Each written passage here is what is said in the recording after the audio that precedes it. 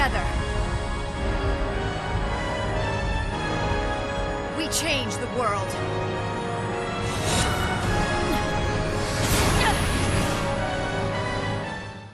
Hello everyone, it's your boy Theo here with a should you pull tier list for Lunafreya's BT cycle. Some disclaimer before we start, this tier list is just my opinion and is not a representation of strength. DFFOO is a fairly balanced game where you can make almost all unit work in the correct team. If you have a favorite, always go for them. That said, this video might be helpful if you are playing on a stricter budget. And unless mentioned otherwise, all characters are assumed to have their full kit. I won't go too in-depth into each character's kit. Check out other content creators if you're interested in a more detailed breakdown of each character. For the first tier, we have Theo approves. These are meta-defining characters that can potentially make it easier for you to clear events. Having them in your pocket can sometimes save you a bit of a headache. Next is the You Decide tier. Characters that are generally useful and can fit in many parties, or have easy FR conditions, or ones that work extremely well with minimal investments. Consider pulling these characters if you need to expand your roster. Final tier is Safe Skip, usually reserved for characters that doesn't have a unique gimmick, or just require too much investment and setup just to be decent.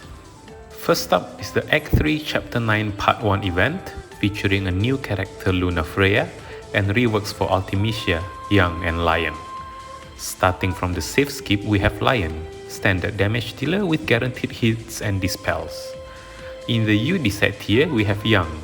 He's a solid and budget LD only AoE damage dealer with often damage. If you missed out on other often DPS like Kayn, then Young can be a serviceable option. If we do get another Dare to Defy event in the future, Young will also serve you well. Then we have the sorceress herself, Artemisia. Her rework gives her insane longevity, allowing her to finally spam her skills without worry of running out. She's an alright damage dealer. Even without her BT, she can pump out good damage. She pairs well with Young as her bannermate. In Theo approves, we have the embodiment of hype, Lunafreya. She is the setup queen of DFFOO. She works with varying degree of investment. She's good even at the basic LD level of investment and will be even stronger with her BT+. Her FR is optional, but let's take a look at her conditions. Luna's FR has 3 conditions: use an ice elemental attack, use a water elemental attack, and apply a buff to another ally. The first 2 conditions are easy. Luna has ice enchant from her EX buff and a true water enchant during force time. So it's a guaranteed plus 40% at all times. The final condition can be hard to achieve. Not many characters apply a buff to a different ally when attacking. Even Luna only does it with her EX and LD. Other units that come to mind are Laguna and Core. If you know of other units that can reliably tick all conditions, please let me know in the comments. The real reason for her rise to fame is her LD weapon. It offers 2 kinds of prayers depending on party position. She will grant heavy prayer to allies on her left. This is a standard damage increasing buff. But the fun part is her quick prayer granted to allies on her right. This gives free and instant turns, allowing for clean force time setups. This buff has 2 turn duration at base, and it becomes 3 turn if you have her BT effect active. Quick prayer is insane. In Shinryu, we deal most of our damage during force time, so it's important to maximize our damage output during it. With Quick Prayer, we can set up so many different combos. BT plus FR character can now hawk all 10 terms by themselves. Supercharging FR are also stronger with Luna in the team. Even if you plan on skipping Luna, there is still an incentive just to pull for her LD. It's a useful call, so please don't skip her LD. Next event is Iroha's Intersecting Wheels, featuring reworks for Iroha and 7. Starting off with the safe skip, we have 7.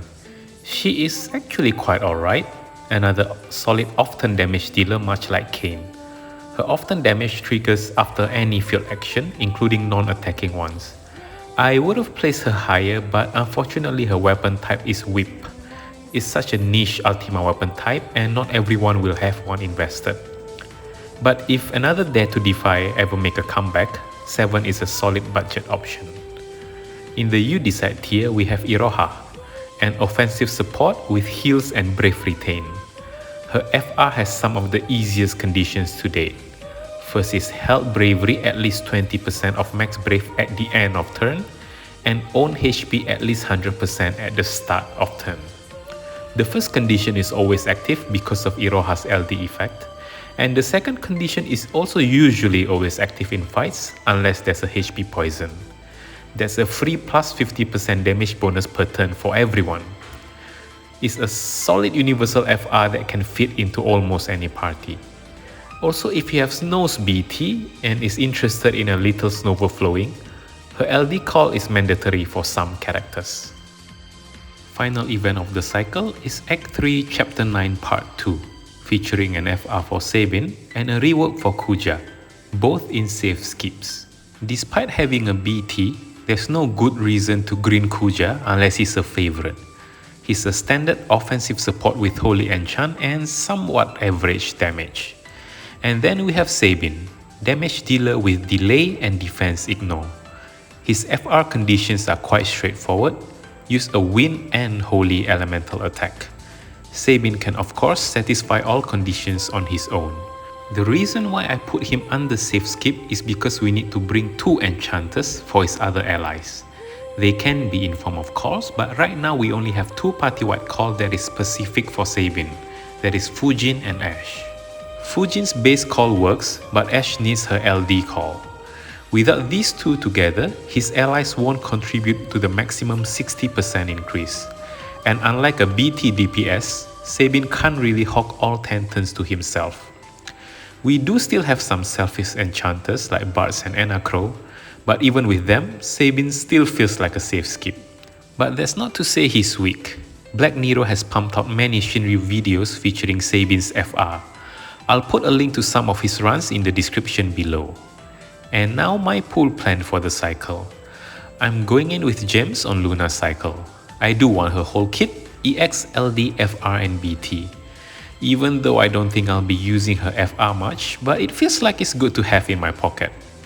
Iroha's FR is also interesting, so I'll throw a few tickets away and just hope for the best. And that's it for the tier list and pool plan for Lunafreya's BT cycle. What is your pool plan for the cycle? Let me know in the comments. If there's anything you disagree with, let me know as well. Like the video if you like this kind of shoot you pull format, and subscribe for more DFFOO content. Thank you for watching and I'll see you in the next one. Bye bye!